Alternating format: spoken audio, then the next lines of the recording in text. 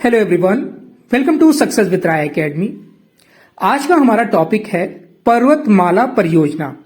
अभी हाल ही में जो केंद्रीय सड़क एवं परिवहन मंत्री हैं नितिन गडकरी, उन्होंने बताया कि जो भारत सरकार की परियोजना चल रही है पर्वतमाला, उसकी संख्या को हम लोग दोगुना करने जा रहे हैं। यानी अभी तक 200 परियोजनाओं पर कार्य चल रहा था, जिसको 400 करने पर जोर दिया जा रहा है।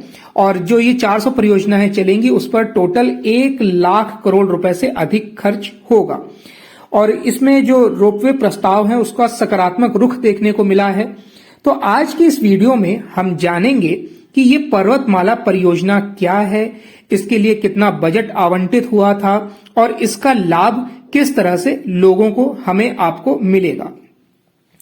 तो देखिए, केंद्र सरकार देश में रोपवे के सहारे धार्मिक पर्यटन को सुगम बनाने के साथ ही शहरी परिवहन की समस्याओं को भी दूर करने की कोशिश कर रही है।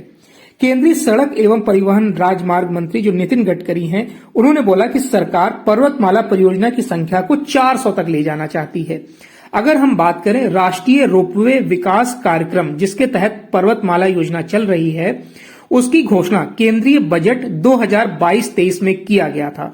पहाड़ी क्षेत्रों में कनेक्टिविटी को सुधारने के लिए ये परियोजना शुरू की गई थी, यानी उस पर केंद्रित थी ये परियोजना।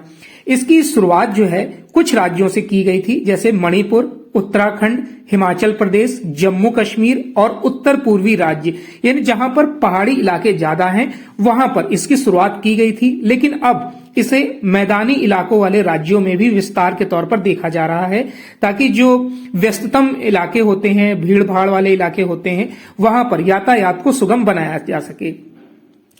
इसमें जो अगर हम बात करें कि पर्वतमाला है क्या, तो केंद्रीय जो वित्त मंत्री निर्मला सीतारमण ने केंद्रीय बजट में इसकी घोषणा की थी। जैसा मैंने अभी आपको बताया, 22-23 में इसकी घोषणा की गई थी और इसके क्रियान्वयन के लिए PPP मॉडल अपनाया गया था, यानी PPP, पब्लिक प्राइवेट पार्टनरशिप के माध्यम से इसको शुरू किया गया था। यानी इसमें पब्लिक का भी पैसा, प्राइवेट कंपनी का पैसा लगेगा और सरकारी जो महकमा है, यानी कि केंद्रीय सरकार का भी पैसा इसमें लगेगा। 2022-23 में 8 रोपवे परियोजनाओं के ठेके दिए गए थे, यानी कि टेंडर दिया गया था। ये रोपवे परियोजनाएं 60 किलोमीटर के एरिया को कवर करती थी। जो टोटल 8 योजनाएं थी, वो 60 किलोमीटर के एरिया को कवर कर रही थी। इसका जो उद्देश्य था, वो है पर्वतीय क्षेत्रों में कनेक्टिविटी को बढ़ाना, कठिन पहाड़ी इलाकों में पर्यटकों और यात्रियों के लिए सुविधाजनक और सुरक्षित गतिशीलता को सक्षम करना, पर्यटन को बढ़ावा देना। रोडवे जो प्रणाली है, वो भीड़ भाड़ वाले शहरी क्षेत्रों में भी प्रदान की जा सकती है, जहां पारंपरिक जन परिवहन प्रणालियां एक तरीके से अब नाकाफी महसूस होती हैं। पर्वतमाला योजना को केंद्रीय सड़क परिवहन एवं राजमार्ग मंत्रालय क्रियान्वित करेगा। इसके लिए सरकार को एक अमेंडमेंट करना पड़ा और ये जो भारत सरकार व्यवसाय का आवंटन नियम 1961 था, उसको संशोधित करके भारत सरकार व्यवसाय का आवंटन नियम 2021 किया गया। और जो ये रोपवे परियोजना है, इसको भी सड़क एवं राजमार्ग मंत्रालय के अधीन कर दिया गया, यानी कि इसकी देखरेख अब राजमार्ग का विकास और सड़क परिवहन वाला मंत्रालय करेगा, यानी कि नितिन गडकरी जिसके मंत्री हैं वो करेंगे। अब इसके महत्व के बारे में जान लेते हैं, इसके लाभ के बारे में जान लेते हैं। परियोजना आपको पता चल गई कि क्या है, अब इसके महत्व और लाभ के बारे में जानते हैं।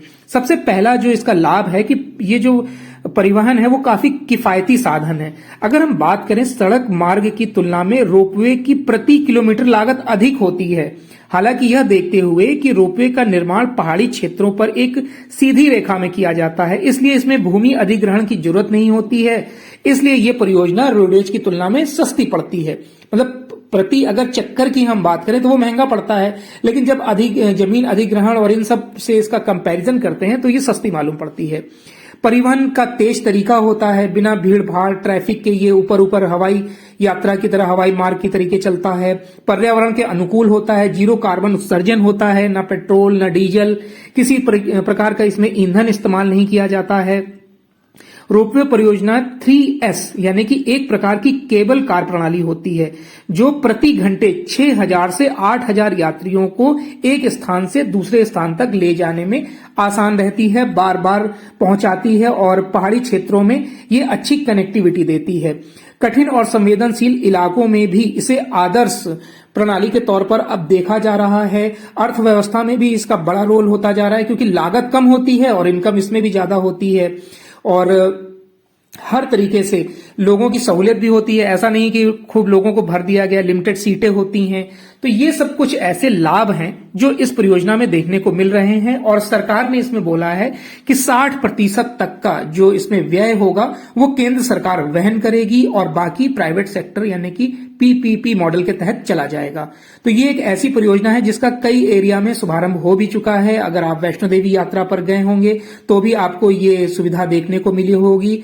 कई जो धार्मिक स्थल हैं उनको इसमें जोड़े जाने की बात कही जा रही है, जो आने वाले समय में बुजुर्गों के लिए, बच्चों के लिए सबसे बेहतर विकल्प बनकर उभर रहा है और पर्यावरण के भी अनुकूल है। अगर ये शहरी इलाकों में भी चालू होगा, जैसे एक स्थान से दूसरे स्थान जाने के लिए जहां ट्रैफिक बहुत ज्यादा होता है, तो भी ये योजना सफल कारगर होगी। तो आई होप आपको पर्वतमाला परियोजना समझ में आई होगी। इस वीडियो में जो भी डेटा बताए गए हैं वो एग्जाम के पॉइंट ऑफ व्यू से बताए गए हैं, और ये वीडियो आपको जरूर अच्छा लगा होगा। वीडियो कैसा लगा जरूर बताइएगा। अगर इस वीडियो से संबंधित कोई सुझाव है, प्रश्न है, तो आप कमेंट बॉक्स के माध्यम से पूछ सकते हैं। वीडियो देखने के लिए धन्यवाद।